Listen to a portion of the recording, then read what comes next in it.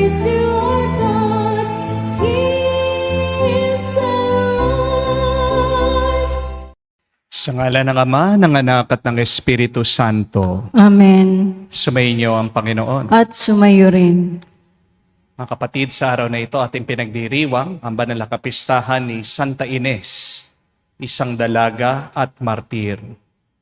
Pagkabata-bata niya, pero alam niya kung anong tunay na mahalaga.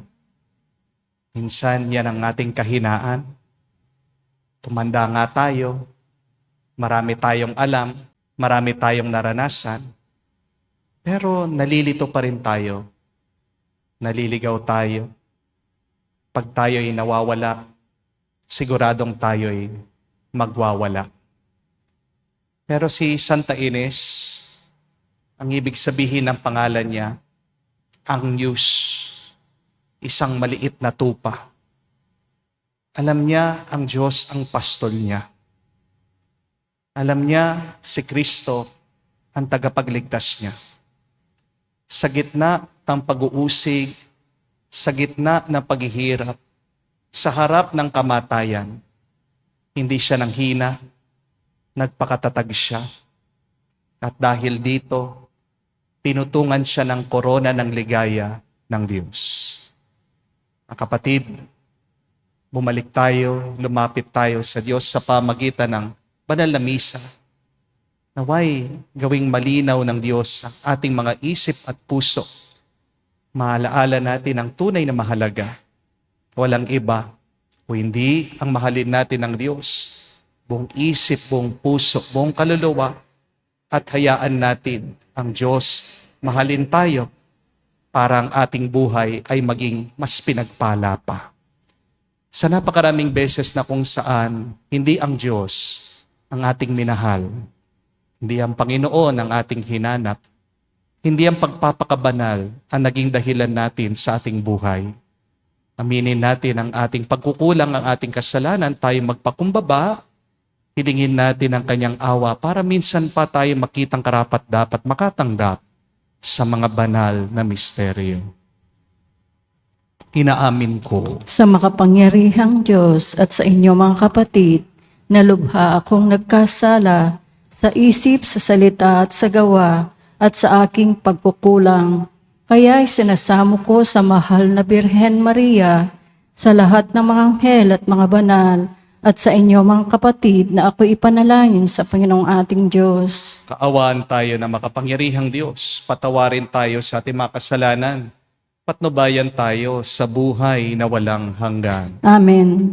Panginoon, kaawaan mo kami. Panginoon, kaawaan mo kami. Kristo, kaawaan mo kami. Kristo, kaawaan mo kami. Panginoon, kaawaan mo kami. Panginoon, kaawaan mo kami. Manalangin tayo. Ama naming makapangyarihan, pinili mo ang mahihina sa turing ng sanlibutan upang hiyain ang mapagmalaking malalakas. Ngayon aming pinagdiriwang ang pagsilang sa kalangitan ng iyong martir ni Santa Ines, kami naway pagbigyan mong makasunod sa pagiging matatag sa pananampalataya, ayon sa pinamalas niya sa pamagitan ni Jesucristo, kasama ng Espiritu Santo magpa sa walang hanggan. Amen.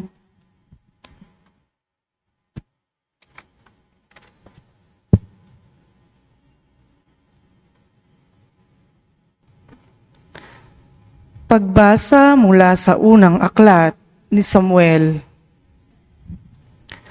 Noong mga araw na iyon, pagdating kay Saul, sinabi ni David, "Di po tayo dapat masiraan ng loob dahil lang sa Filisteyong yon. Ako ang lalaban sa kanya," sinabi ni Saul. "Hindi mo kaya ang Filisteyong yon, may gatas ka pa sa labi. Samantalang siyang isang kilabot na mandirigma." Idinugtong pa ni David, "Ang Diyos na nagligtas sa akin sa kuko ng mga leon at ng mga oso, ay siya ring magliligtas sa akin sa Filisteyong iyon." Kaya't sinabi ni Saul, Kung gayon, labanan mo siya at patnubayan ka nawa ng Panginoon. Pagkatapos, dinampot niya ang kanyang tungkod. Namulot siya ng 5 makikinis na bato sa sapa. Isinilid sa kanyang supot na pampastol at lumakad upang harapin si Gulayat. Si Gulayat naman ay lumakad ding papalapit kay David.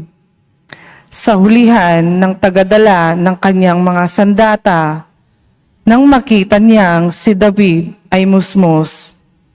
Hinamak niya ito at takot siyang tinanong, "Anong akala mo? Aso ba ang lalabanan mo at tungkod lang ang dala mo?" At si David ay sinumpa ni Gulayat sa ngalan ng kanyang Diyos. Sinabi pa niya, "Halika nga rito nang maipakain kita sa mga ibon at mga hayop." Sumagot si David, "Ang dala mo'y tabak, sibat at balaraw, ngunit lalabanan kita sa ngalan ng Panginoon, ang makapangyarihang Diyos ng Israel na iyong hinamak. Ibibigay ka niya sa akin ngayon. Pupugutin ko ang ulo mo at ipapakain kita sa ibon at sa mga hayop, pati ang iyong mga kasamahan. Sa gayon, malalaman ng daigdig na ang Diyos ng Israel ay buhay. At makikita ng lahat ng narito na makapagliligtas ang Panginoon kahit walang tabak at sibat. Siya'y makapangyarihan at ipalulupig niya kayo sa amin." Nagpatuloy ng paglapit si Gulayat, patakbo siyang sinalubong ni David, habang dumudukot ng bato sa kanyang supot. Tinirador niya si Gulayat at tinamaan ito sa noo. Bumaon ang bato at si Gulayat ay padapang bumagsak. Natalo si David, si Gulayat sa pamamagitan nga ng tirador. Napatay niya ito, bagamat wala siyang tabak, at patakbong lumapit si David. Tumayo sa likod ni Gulayat. Binunot ang tabak nito at pinugutan ng ulo. Ang salita ng Diyos. Salamat sa Diyos. Ang poon ay papurihan, siya ang aking sanggalang. Ang poon ay papurihan, siya ang aking sanggalang. Purihin ang poon na aking sanggalang, sa pakikibaka ako ay sinanay. Inihanda ako upang makilaban. Ang poon ay papurihan, siya ang aking sanggalang. Matibay kong muog at tagapagligtas, at aking tahanang hindi matitinag. Tagapagligtas kong pinagtitiwalaan, nilulupig niya ang sakop kong bayan. Ang poon ay papurihan, siya ang aking sanggalang. O Diyos, may awitin akong bagong-bago, alpay tutugtugin at aawit ako. Tagumpay ng hari ay iyong kaloob, at iniligtas mo si David mong lingkod. Ang poon ay papurihan, siya ang aking sanggalang.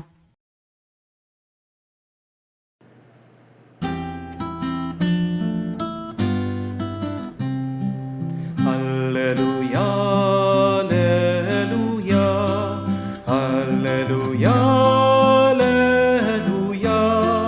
alleluia, alleluia, alleluia, alleluia, alleluia, alleluia, alleluia, alleluia.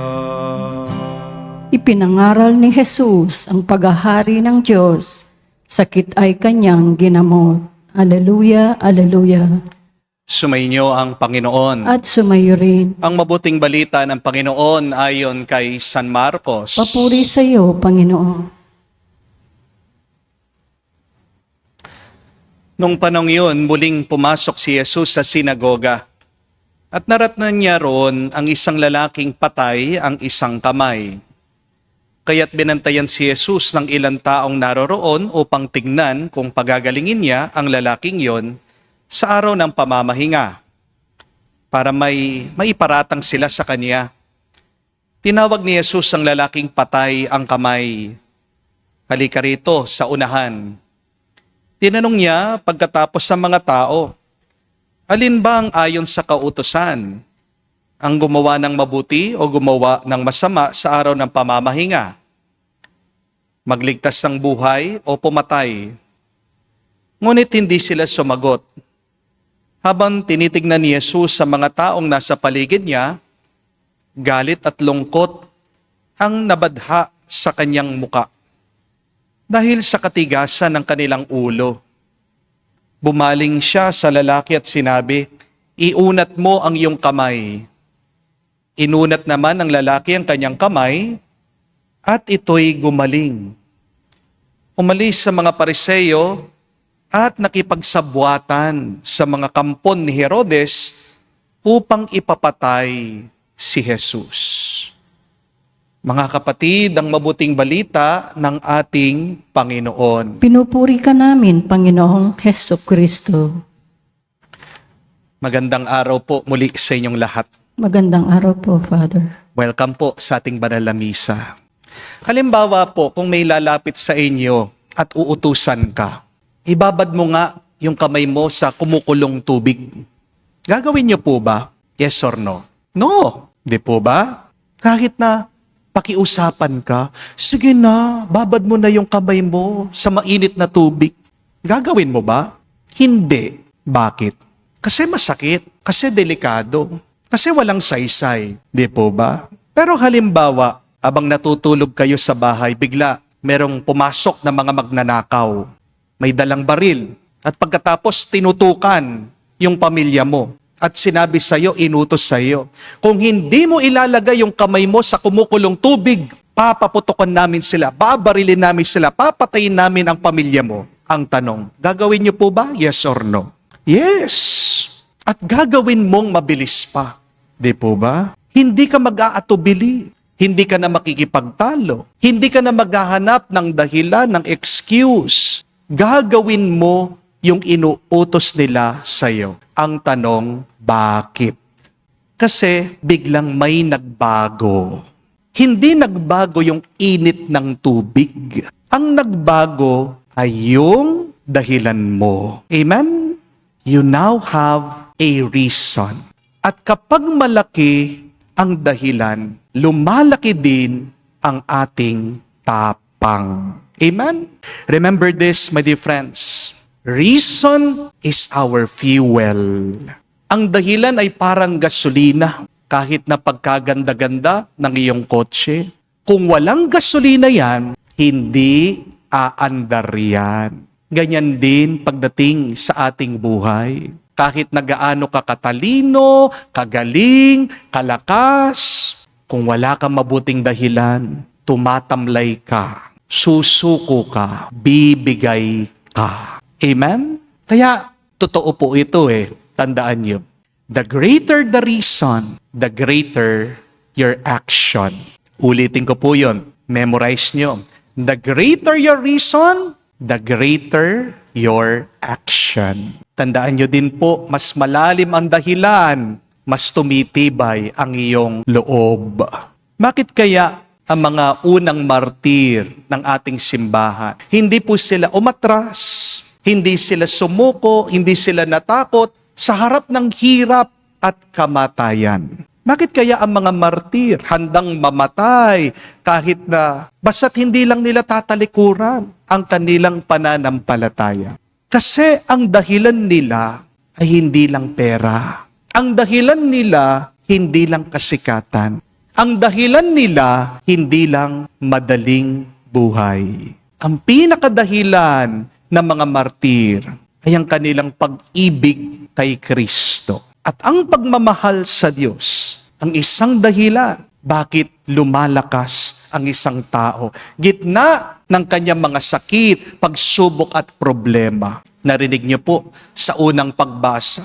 Bakit ang batang si David hindi po nanginig, hindi natakot, hindi kinabahan sa harap ng higanting si Goliath? Kahit na siya daw po ay kinukot siya, pinapahiya, nagpatuloy siya, nilabanan niya at natalo pa niya dahil ang dahilan niya nasa puso niya ang Diyos. Ano ang sabi ni David? Kung nga ang Diyos niligtas niya ako sa mga leon, sa mga mapanganib na hayop, ililigtas din niya ako dito sa kalabang kong higante. The reason for the courage of David was God. Tingnan niyo din po ang buhay ng santa na ating inaalala ngayon, si Santa Ines. Saint Agnes was just a young child. Pero kahit na bata lang siya, napakatibay ng kanyang dahilan. Bata lang si Santa Ines, pero ang puso niya punong-puno ng lakas ng loob. Kahit na pinahiya siya, tinakot siya, tinorture siya, pinilit siya na isuko niya, na talikuran niya ang kanyang pananampalataya. Hindi siya pumayag, hindi siya bumigay, nagpakatatag siya. Ang tanong bakit? Kasi matibay ang kanyang dahilan. Sinabi niya, pinahayag niya, kay Kristo ako. Kay Jesus ang puso ko. Hindi niya pinagpalit ang Diyos sa anumang takot o hirap.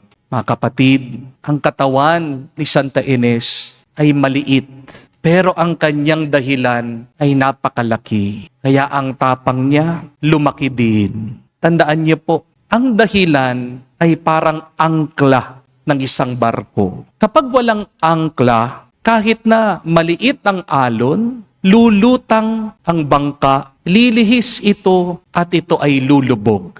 Di po ba? Pero kapag may angkla ang barko, kahit na malakas ang hangin, malakas ang bagyo, hindi basta-basta matatangay ito. Ang pinakamatibay na angkla ng ating buhay ay ang Diyos, si Kristo. Kaya nakakabilib po, nakakamangha ang mga unang Kristiyano. Kahit na binalatan sila ng buhay, kahit na pinugutan sila ng ulo, kahit na sinunog sila, kahit na pinakain sila sa mga mababangis na hayop, hindi sila umurong, hindi sila sumuko. Maaaring kinabahan sila ng kakaunti, pero hinarapan nila na may tibay ng loob, lakas ng kanilang puso, ang pagsubok ng kanilang buhay. Nakakatawa, merong mga iba sa inyo, may pera na, yung iba pa nga nagtatrabaho sa ibang bansa, pero nakukuha pang manghina at nawawala ng gana.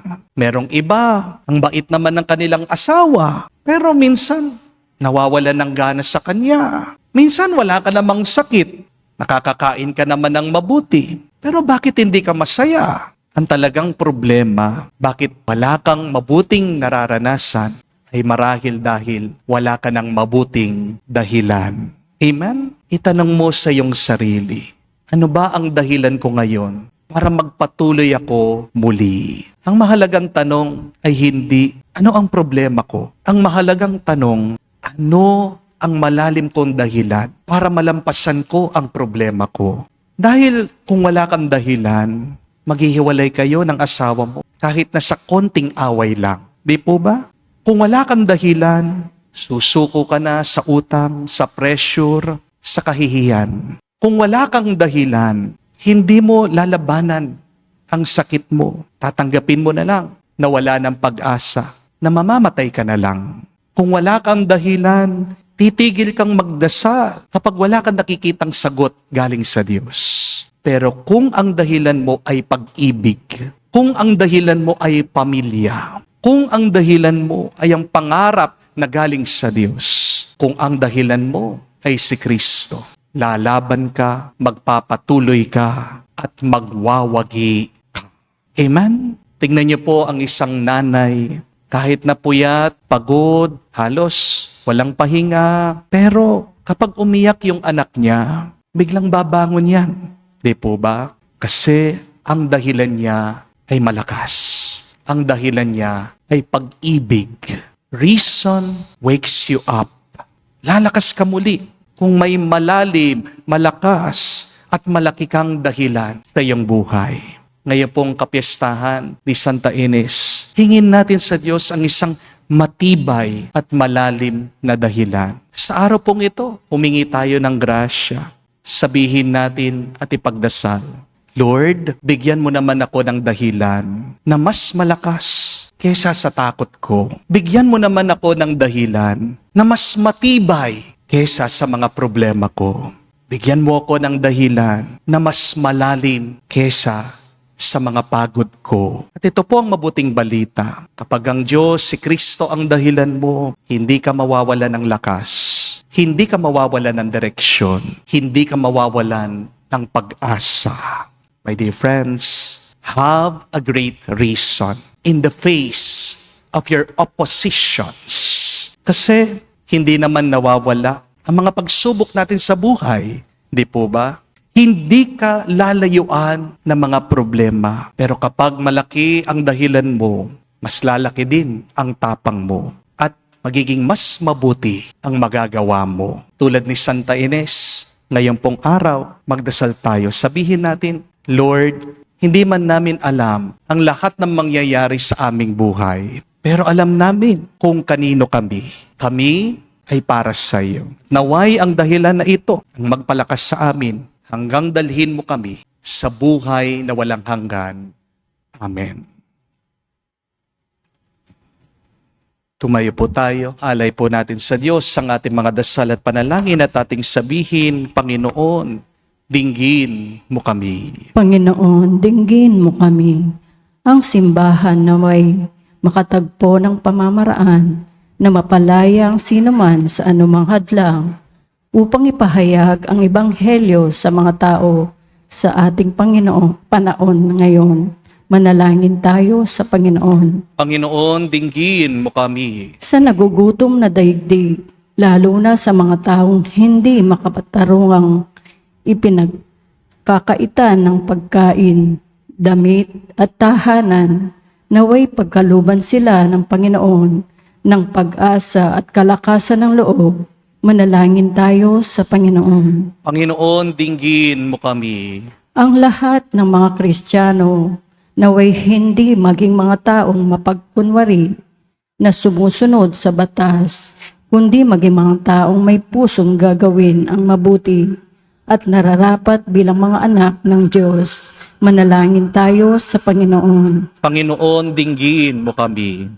Sa katahimikan po ng ating puso, sabihin natin sa Diyos ang ating mga personal na pangangailangan. Mapagmahal na Diyos, inaangkin namin na kami ay sa iyo at sa iyong anak. Sa pamagitan ng Espiritu Santo, tulungan mo kaming mahalin ka sa pamagitan ng aming pagkalinga at pagbibigay kasiyahan sa aming kapwa.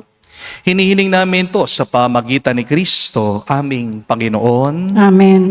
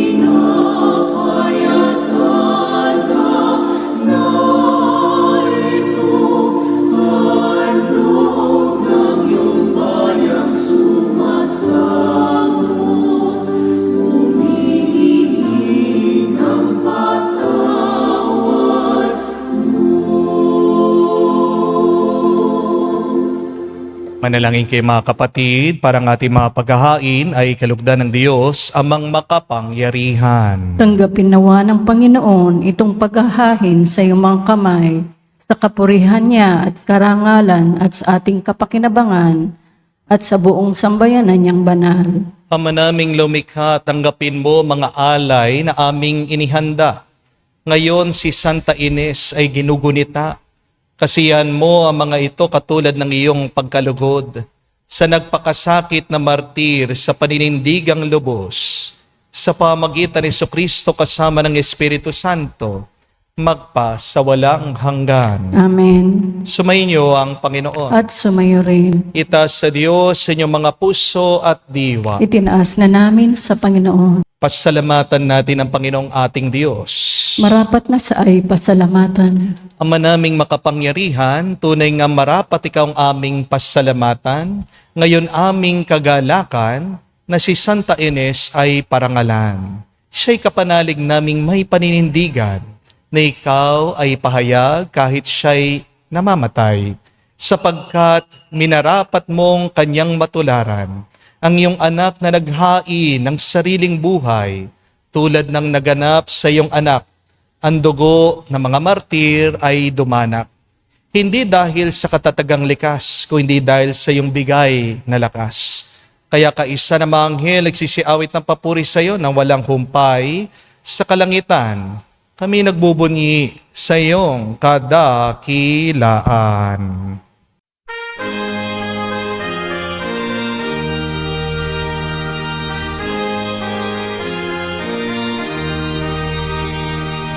Santo, Santo, Santo, Panginoong Diyos ng mga hukbo.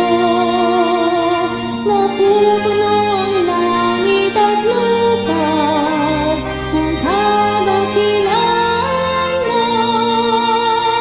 Hosana sa kaitasan, pinagpalang na paninito sa ngalan ng Panginoon. Hosana sa kaitasan, Hosana sa kaitasan. Ama naming banal, ikaw ang bukalan tanang kabanalan, kaya't sa pamagitan ng iyong Espiritu, gawin mong banal ang mga kaloob na ito, upang para sa amin maging katawan at dugo ng aming Panginoong Heso Kristo. Bago niya pinagtiis ang kusang loob na maging handog, hinawakan niyang tinapay, pinasalamatan kanya, pinaghati-hati niya iyon, inabot sa kanyang mga alagad at sinabi, tanggapin ninyong lahat ito at kanin. Ito ang aking katawan na ihahandog para sa inyo.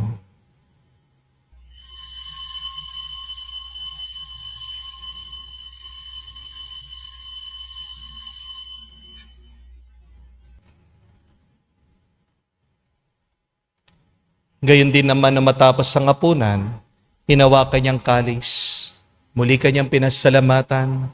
Nabot niya ang kalis sa kanyang malagad at sinabi, tanggapin niyong lahat ito at inumin. Ito ang kalis ng aking dugo, ng bago at walang hanggang tipan. Ang aking dugo na ibubuhos para sa inyo at para sa lahat, sa ipagpapatawad ng mga kasalanan. Gawin ninyo ito sa pag-alaala sa akin.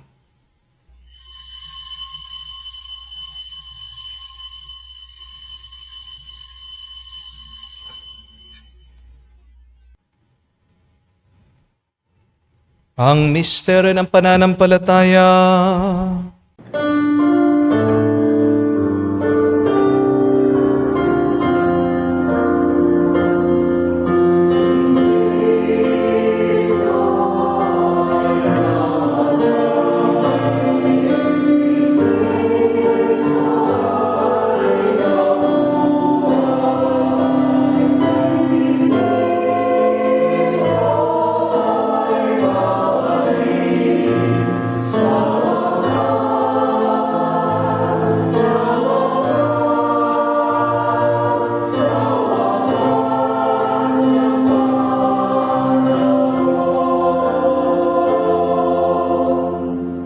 Ama, ginagawa namin ngayon ng pag-alaala sa pagkamatay, muling pagkabuhay ng iyong anak.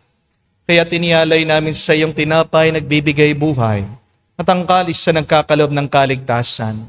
Kami nagpapasalamat dahil kami yung minarapat na tumayo sa harap mo para maglingkod sa iyo. Sinasamo namin kami magsalo-salo sa katawan at tugon ni Kristo ay mabuklod sa pagkakaisa sa pamagitan ng Espiritu Santo. Ama, lingapin mong iyong simbahan, lagana sa buong daigdig. Puspusin mo kami sa pag-ibig. Kaisa ni Leon ang aming Santo Papa, si Florentino aming Arsobispo at ng Tanang Kaparian. Alalahanin mo rin ang aming mga kapatid na nahimlay. May pag-asang sila'y muling mabubuhay. Gayon din naman lahat ng mga pumanaw. Kawan mo't sila't patuloyin sa iyong kaliwanagan. Kawan mo't pagindapating kaming lahat makasalo sa iyong buhay na walang wakas. Kaisa na mahal na Birhen Maria, Ina ng Diyos. Kaisa ni San Jose, ang kanyang malwalhating esposo. Kaisa ng mga apostol, lahat ng mga banal. Si Santa Ines, na namuhay dito sa daigdig na kalugod-lugod sa iyo. May pagdiwang nawa namin ang pagpupuri sa ikararangal mo sa pamagitan ng iyong anak, aming Panginoong Hesu Kristo. Sa pamamagitan ni Kristo, kasama niya at sa Kanya, ang lahat ng parangal at papuri ay sa iyo, Diyos Ama, makapangyarihan, kasama ng Espiritu Santo, magpasawalang hanggan. Amen. Amen. Amen.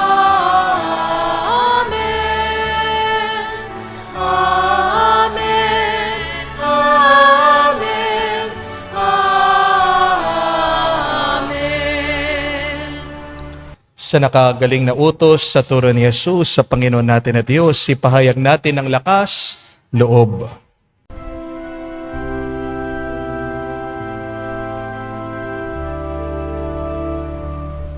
Ama namin, sumasalangit ka, sambahin ang ngalan mo, mapasa amin ang kaharian mo, sundin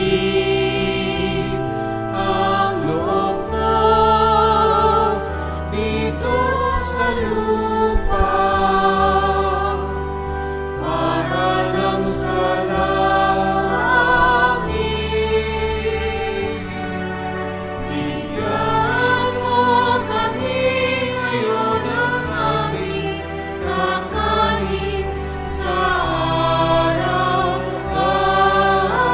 araw-araw at patawarin mo kami sa aming mga sala para ng pagpapatawad namin sa nagkakasala sa amin. At huwag mo kami ipahintulot sa tukso at iadya mo kami sa lahat ng masama. Hinihilin namin kami adya sa lahat na masama, pagkalooban ng kapayapaan araw-araw. Ligtas sa kasalanan, ilayo sa lahat ng kapamakan. Samantalang aming pinanabikan ang dakilang araw ng pagpapahayag ng tagapagligtas naming si Hesu Kristo.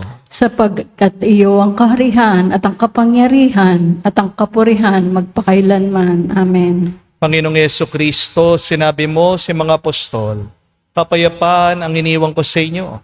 Ang aking kapayapaan binibigay ko sa inyo.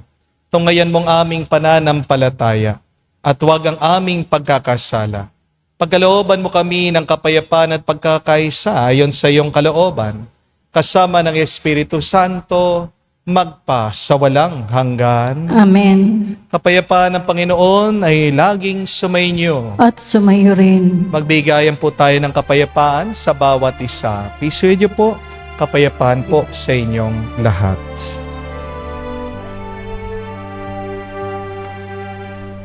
Cordero ng Diyos na nag-aalis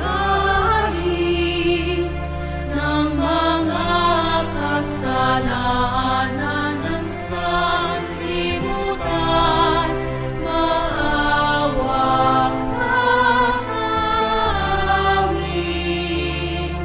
Maawa ka sa amin. Cordero ng Diyos na nag-aalis ng mga kasalanan ng sanlibutan, maawa ka sa amin. Maawa ka sa amin. Cordero ng Diyos na nag-aalis ng mga kasalanan ng sanlibutan, ipagkaloob mo sa amin ang kapayapaan. Mga kapatid, naririto ang ating Panginoong Jesucristo, ang Kordero ng Diyos. Siya nag-aalis sa mga kasalanan ng sanlibutan. Mapalad tayong lumalapit sa piging ng Kordero. Panginoon, hindi ako karapat-dapat na magpatuloy sa iyo, ngunit sa isang salita mo lamang ay gagaling na ako.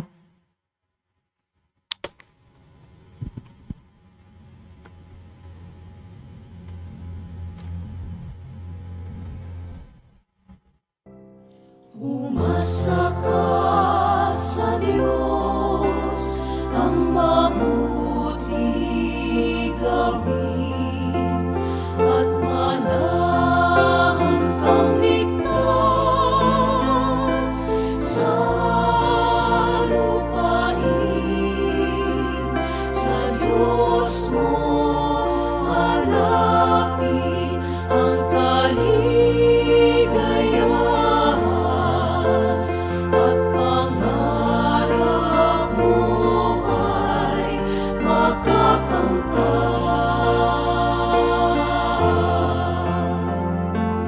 Ang iyong sarili sa Diyos mo ilaga, pag nagtiwalay,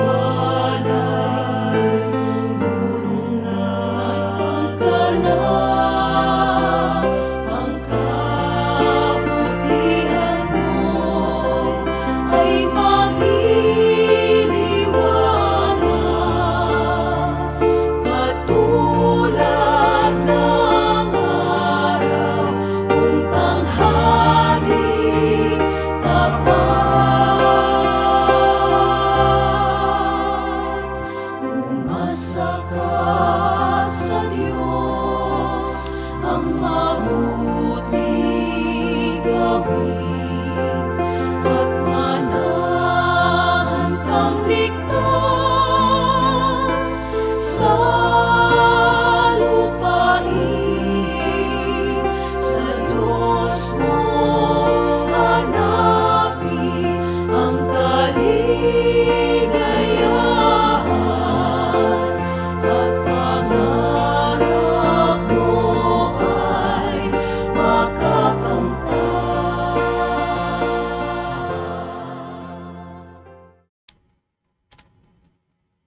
Manalangin tayo.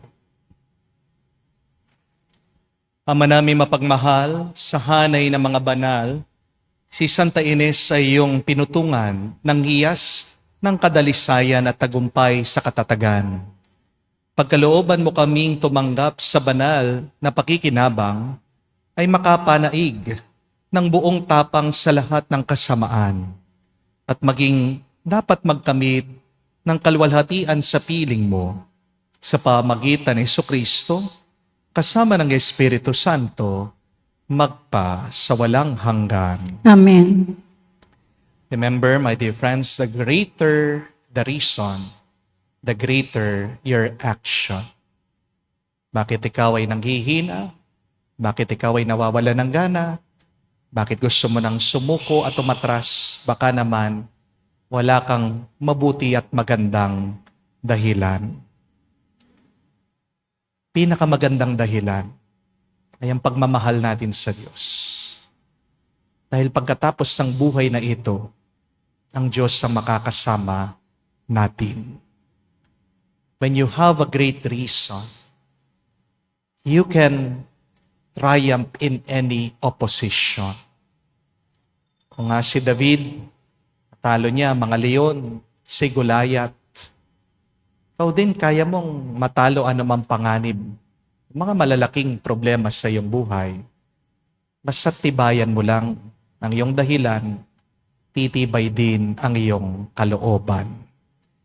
Sa magandang dasal, sabihin natin ngayong araw, para maalaala natin, mga mabubuting dahilan natin, malampasan natin ang ating mga pagsubok. Bihin mo, Panginoon, bigyan mo ko ng dahilan mas malakas kaysa sa takot ko. Bigyan mo ko ng dahilan mas matibay kaysa sa mga problema ko. Bigyan mo ko ng dahilan na mas malalim kaysa sa pagod ko. Sumainyo ang Panginoon. At sumayo rin. At kayo basbasan ng Diyos, makapangyarihan sa lahat, sa ngalan ng Ama, ng Anak, ng Espiritu Santo. Amen. Ang ating misa ay natapos na. Umayo kayo sa kapayapaan ni Kristo. Salamat sa Diyos.